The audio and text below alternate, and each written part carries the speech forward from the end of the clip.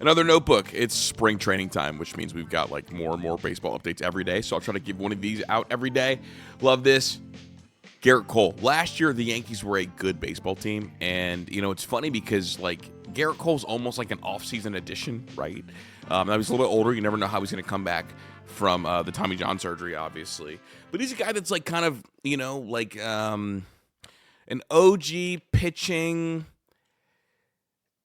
honestly, kind of savant a little bit, to say it. Like, he is, unlike DeGrom, where, like, arm care and mechanics and all those things he really obsesses over. And, you know, he's kind of been the guy that has honed pitching and pitchability for a long time. So, obviously, like on the way back, I worried less about Gerrit Cole because I know he seems to understand his body, understands the weight of pitching. Now, he's already hitting 96. I guess if you go to this video, this is Aaron Boone in the back. And obviously, like, you know, lip reading is for someone else to do. But bam, that pitch right there, looks at the gun, spits, looks over, and he says 96 is what the alleged lip reading right there is. At some point, I don't know when it is. It wasn't. Shoot, I did it. It was in the early part of this video, the 96.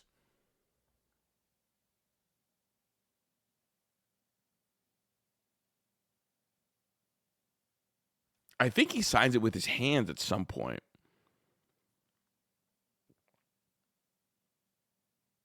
I think so. I don't know so. I think he signs it with his hands.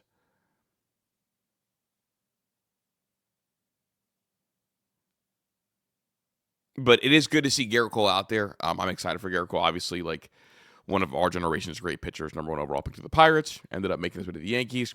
Hopefully, we see that one more time. That's more of a, I guess, Fireside Yankees thing. This, big news for them. Honestly, kind of the most respectable, makes the most sense.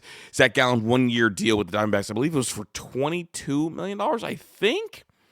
I think it was $22 million a year. His stuff is better than his production was a year ago. It made too much sense for return back to Arizona. Obviously, they're going to need pitching. I like this from all parties. It didn't seem like there was too much of a market outside of that. I mean, you did wonder if, like, the Orioles were going to go that way. They went a different route, obviously, in their pitching direction. But this was, again, like, you got Framber off the board. A guy started going off the board. He was kind of the guy who has the next best stuff remaining.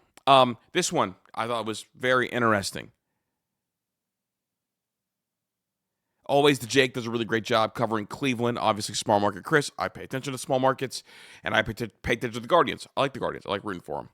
I'll probably be out to their spring training this year, too. Guardians announced they plan to have Chase DeLauter start the year in the minors. That's meaningful because last year they started him in a playoff game in center field because they needed more bats, right? When a reporter pointed out that he was deemed ready to be put on a playoff roster, GM Mike Chernoff claimed the playoffs are different, noting the stats don't even count, which is absolutely insane. And honestly, there was a better answer than that one, but funky, whatever. Chase DeLauter, your most MLB-ready prospect, who's getting a little bit older for prospect status, but still not old for prospect status, played center field, started in center field. This is different than the idea of Dominguez starting in AAA, because this is someone who they deemed ready to start in center field during the postseason. Now, this is almost fascinating. Moved up to Harold and I both have different questions we want to ask you about your major league debut, but tell us about the rookie program. Yeah, I mean, it's great. It's a lot of information from a lot of people in all different positions. I mean, we have veterans that have been in the league forever. We have, some front office people that can kind of give you the lay of the land. It's great. Kind of learning a lot the last couple of days. I think we have 2 more days of it. So. Yeah, I'm doing the media training on Friday, so you better be ready, man. I'm coming at you. I'll be in there. It's gonna be good stuff. Hey, Matt was talking about what a debut. I'm just curious. First off, his major league debut is in the playoffs in center field. And I think he kicked the ball in center field too. You get that phone call from the Guardians front office, and the playoffs are going on. Was there any inclination before you might get called up during the playoffs, or was this like, hey, we need you now? It was a very interesting process. I was here in Arizona rehabbing, having the handmade surgery, coming off of that, having some live at bats, a couple games here and there, kind of just preparing for the fall league, really. The Friday before the playoff series started, I had a call from James Harris, invited me out to Columbus, Ohio to take some live at bats out there. From there, moved up to practice on Monday. After practice, or maybe it was before practice, they called me in and said I was going to be activated, and then kind of had a little hitch after that. But until then, it was kind of just, I was going with the flow. I had no idea. I mean, it's just incredible. Wow. So there was not this whole there was not a strategy to where in July and August you were kind of thinking with a little seed planted that this may happen. That was not the case. No. I didn't even know it was a thing Thursday before they called me. Wow. Incredible. So here's what I want to know. Yeah, go ahead. Again, crazy for this kid to get the call up. And, it's just so funny because, I'm thinking about all these, teams in the AL, kind of some of their additions or maybe lack of additions, right? Like, when I think about Gerrit Cole and I think about the Yankees, people are like, the Yankees are running the same team back. I'm thinking, okay, kind of Gerrit Cole is kind of almost like an off-season added piece. Like, he took a year off the sport, obviously, and this team still had the same expectation, and no one cut them slack for kind of not winning the World Series, even without kind of their bulldog, their ace, their playoff performer, and him for a full year. You probably win the division a year ago, and it's like, well, you're getting him, and you're running the team back, but the pitching staff's gonna be better, and you already have the top offense of the sport. And then for the Guardians, they didn't really do much either. And there's a commitment to play the young players. But then the reporting is coming out that this kid, who again they are very, very high on, very high on, they have to be high on. They are starting him in Triple-A, even though they played him. And it's this should be a guy that is the same, type of thing as an addition. Now, a little bit different because obviously this is a young player, not an old player like Gerrit Cole, who was very proven. But this is a player with some real pop in the bat, real violence in the bat. I mean, obviously he had the handmade injury, but real pop in the bat. Can pull when he pulls the ball in the air. He's really, really, really, really good. He can hit velocity, and he's a guy that probably, in his whatever stint he plays, as long as he plays 50 or 60 games, he will probably have more home runs in the big leagues than Nolan Jones did all of last year. Now, that's not saying a ton, but Nolan Jones played a ton of center field for him and wasn't very good. Nolan Jones, 6'5", 220, looks and feels like he should be raking, isn't really hitting all like that. And so, this should be the replacement. So for me, it's I look at these teams and it's okay, are we running the same thing back? Yeah, but are running things back with a slight difference. And I think that Chase DeLauter is a slight difference and a slight uptick and should play every day. But, again, there's a commitment to maybe not doing that. I got another one. We get so many questions about your debut. I'm sure that the coaching staff was aware of, the idea of preparing you mentally to a degree without getting you so freaked out that you flipped. So what were the conversations like with Stephen Vogt and members of the coaching staff in terms of getting your head right and just going out there and playing? I mean, really the big one was kind of just playing with house money, really, enjoying the game, going out there. I mean, no pressure. I hadn't played a game, and up to that point, it was probably 2 months from a real competitive. Also, you're running a risk of him getting hurt, and it's don't you want the production at the big league before he gets hurt, before he drops down? Whatever. It's neither here nor there. But this from Stephen Vogt. And I don't have to tell you, has been so welcoming for younger players. And I think there's never been a better example than putting Chase DeLauter into the game to make his major league debut with all the chips on the table. We had Chase on the show earlier this offseason to talk about his perspective and what that was like. How about from your seat, putting a kid to make a major league debut into a postseason situation? Yeah, it obviously never done it before, right? But it was really cool to see Chase, when he came to the field, when he got to, Progressive, to see the look in his eye. It was not big-eyed. It was not intimidated. It was 100% I'm ready for this challenge. And, just with where we were in the season and needing offense, he had just gotten healthy, and it made a lot of sense for us to take the shot. And look, if you look at our season last year, our backs were against the wall for 3 months. So it was one of those things where it maybe didn't feel 100% comfortable, but I was 100% confident that Chase was going to answer the call, and he did. Man, he played 2 great games for us.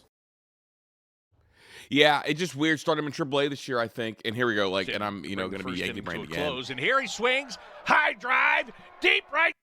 This swing in Yankee Stadium would feed the world. Pulling the ball in the air is just what he does so excellently. I'm a big Chase DeLauter fan. I'm buying stock in him. Obviously, Bazana is their top prospect, but I mean, I like the power, I like the profile, I like the defense. What I don't like is the staying healthy. So he excites me, man. He really does excite me, and I'm small market Chris is paying attention. I thought this was good.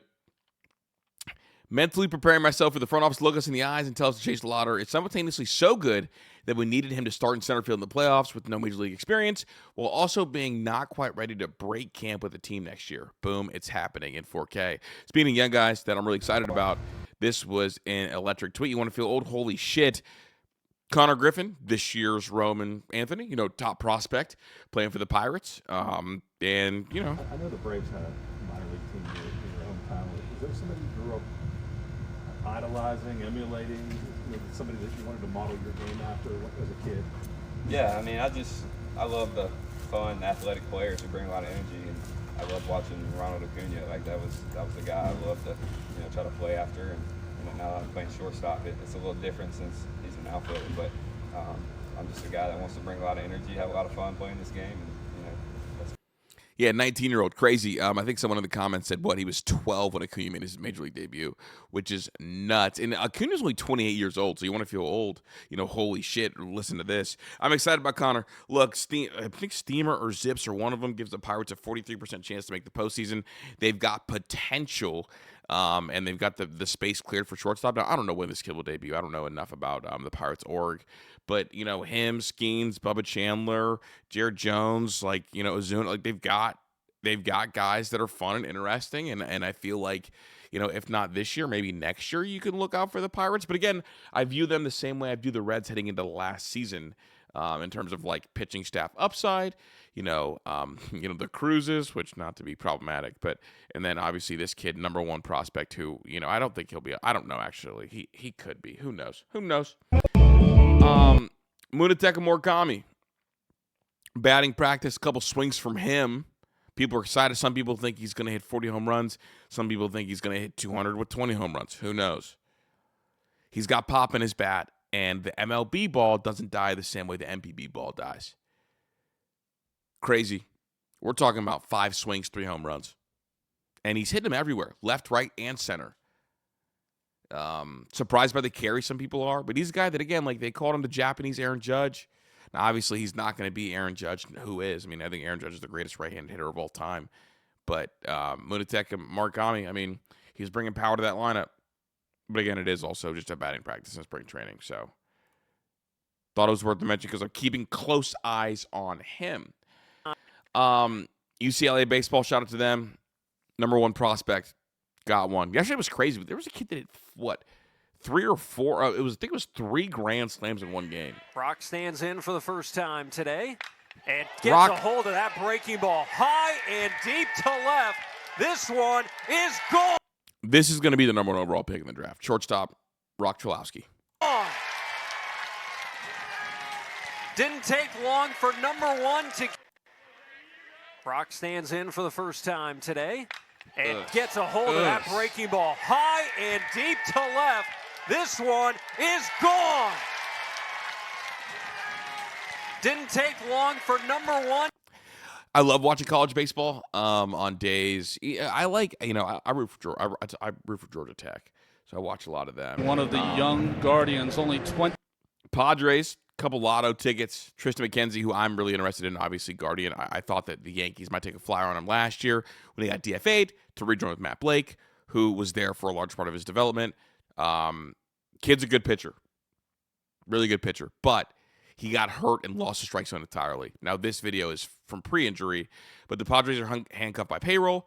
They did sign Nick Castellanos, which that locker room is going to be incredible. Padres are handcuffed by payroll, but hoping one of these lotto tickets turn out right. Tristan McKenzie in 2022, 191 innings pitched, 2.96 ERA, 3.59 FIP. Oh, he was so filthy with a .95 whip. He was so disgusting. And then he had the injury, didn't have surgery, and completely lost his strike zone. He's still only, I believe, 28 years old. And if he returns to 80% of this, he's a really good 3 or 4. But again, like, this was someone who you pitched in the postseason and felt really, really good about. This is a good playoff outing for him, I believe. So, just, surprised that he was never able to re-find it in Cleveland, but that's how quickly these things end. And now he's with the Padres, and hopefully that, obviously they want more from him because his stuff is electric. Now, again, he just was location -3, negative a million probably. But Luis Analyst does a really, really great job with this. Oh, dude, got to do this. They're trying to, this blows my mind. There's a debate about who has the better outfield, Yankees or Boston, and it's obviously the Yankees, not even close. And then Ryan Garcia, who super smart guy, obviously that's my dog. Weiler, Abreu, Jarren Duran, and Yoshida do not start on the Yankees. That's 3 of the 5 players mentioned. The by far best player is on the Yankees. The third outfielder is also the Yankee. You have no idea what you're talking about. 100% right. It's 100% right. Understanding roster construction, he's 100% right. Saying Jarren Duran wouldn't start for the Yankees over Trent Grisham has to be the worst baseball take I've seen. It's just incorrect. It's not even a bad baseball take. I think it's debatable, but why do people act like 2025 Trent Grisham didn't happen for Trent Grisham? It's far less repeatable than Duran's 2024 based off skill set. 100% disagree. It feels that way because you're I think this is a great reply by Yankee Stats. It feels like that because you're a Red Sox fan. Obviously, a year backed by strong underlying metrics, complemented by legitimate mechanical changes, saying he changed something and then this change got there, is repeatable. Is there a world where we could see he doesn't repeat 2025? Obviously. But why are we assuming a guy who made legit mechanical changes with this string of underlying metrics suddenly reverts back to being a pumpkin, and Grisham's fielding took a hit from his hammy last year? A healthy Grish might have been better range defensively this year. 100% agree. This idea that Trent Grisham can't do this for another year, I think, is kind of laughable because it was very clear mechanical and approach changes, and did a great job. I'm pretty sure Duran's underlying data was pretty flimsy from 2024. I'm not going to look, but I'm saying that Duran is by far and away better than Trent Grisham, I think, is disingenuous and dishonest because I don't think it's true. And also, Duran can't play center field, and that's, I think, the point that people were missing from Ryan. Just real quick. Not a bad take. Good take. Dude. Love transformations. Zach Veen, dude. Look at him. Looks completely different. This was him exactly a year ago. They said he got sober, started working out a lot more, and put on 55 pounds, I believe, or 45 pounds. Put on a lot of weight. Got rid of the purple hair, too. Just looks completely different. And I know the MLB drug tested him as soon as this stuff popped up. A couple other quick hitters. Carlos Correa confirmed that Bad Bunny offered to pay for his and Lindor's insurance for the WBC. However, MLB, the Astros, and Scott Boras said it was a bad idea due to the proposed insurance company having cases where they didn't pay players back. I didn't know the report was real first. Now we're seeing it's real. According to Chandler Rome. But those guys are not playing. It's cooked. Things I love from WBC. Things I love from events like this. 5'8" with this man in NPB. Shohei Ohtani with Kondo on second. Takes a strike. That's a pedestrian. 5'8", 165-pound electrician in the World Baseball Classic. Ew. Strike 2. The BP approach. First base is open. 2. He said first base is open. I don't need first base. That's 3 pitches. Fastest pitch being 79. Those 2 being 72. He's got to be geeked, dude. Geeked. Honestly, if my granddad told me that he struck out Shohei Ohtani, I wouldn't believe him. He had to show me the video. I thought this was, just a quick note. I've been doing too much Yankees today. Okay, what's the note on this?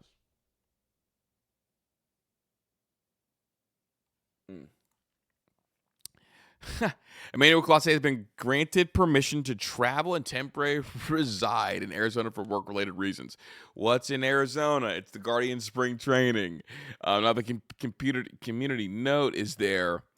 MLB has already informed Clase's employer, Cleveland Guardians, that he will remain on non-disciplinary leave and will not be allowed to report to spring training. The feds, dude. Oh, my goodness. This shit's a fucking mess. The feds say Emmanuel Clase's co-conspirators used coded language to discuss rigging plans, such as throw a rock at the first rooster. And for the first time, Clase is accused of throwing a rigged pitch in the 24 playoffs. I wonder if someone has the video.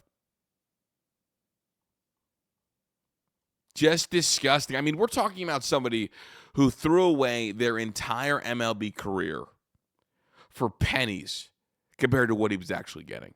And this case is going to continue to get uglier and uglier and uglier. And it's funny because it's like people are going to like just like not read the actual story, not see the actual story. They're going to think, okay, he was just grooving fastballs to let guys hit home runs. No, that was not what was going on. He was just throwing balls. He was spiking pitches. The pitch he threw to Aaron Judge was ridiculous, and Aaron Judge just took it out.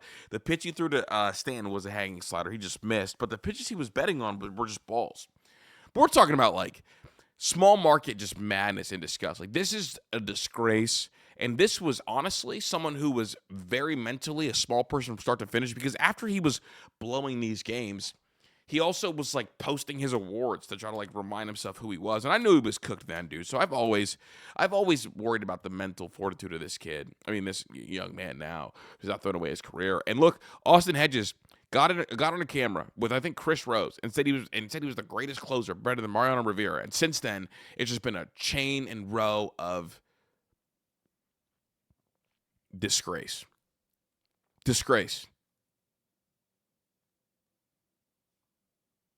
Like, we get comments like this. Haven't been to the ALCS game 4 in 2024. This is incredible, deflating to process. I was also there.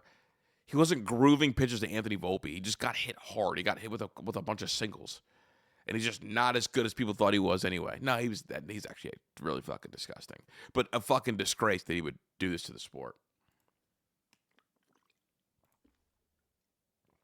And then I want to end with this. But I got to know what was going through your head the moment Trevor Bauer throws that ball over center field. The center field ball. I was going to ask you that too, but I said, you know what? Let me not do that. Tell me what the hell happened. I gotta know. You know, I've been asked that so many times. I have a habit when I'm walking to the mound, I put my head down. I don't know why. It's not on purpose. I think a lot of managers do that. They like put their, I don't know why. They do put their head down when they're walking out there. Just do. Maybe so I don't trip. I don't know. But I thought I saw a ball getting heaved, but I wasn't for sure. I'm like, nah. And I got out there and I could tell the look on his face. You know, I'm like, yeah, it happened. And he started to apologize. And I kind of said, hey, man, we'll talk about it down underneath. And I didn't even wait to give the ball to Tyler Clippard. I gave the ball to the catcher and I said, give this to Clip. And I followed Trevor in and we discussed it down underneath. But the funniest thing, I didn't want to be in a good mood because I was so mad. And Clippard came. I thought he said, what the fuck is wrong with you on his way out? Came in after the inning. He goes, Skipper. He goes, he looked to me like he had something left. And I didn't want to laugh, but I did. Oh, man, when he threw that ball, I said, oh, my God. No, Mo, I was yelling at him so hard. Down behind the dugout. So I started getting a pain in my neck, and I thought, oh, my God, I'm having a heart attack. Yeah. And I walked away, and he kind of stood there and looked at me like, are you done? Are you not done? Are you going to yell? And I'm like, I just walked away because I thought I was going to have a heart attack. An insane Trevor Bauer moment. Hey, like and sub. Appreciate you guys for watching into this point, and we'll be back with more probably tomorrow. I'm going to try to drop one of these every single day.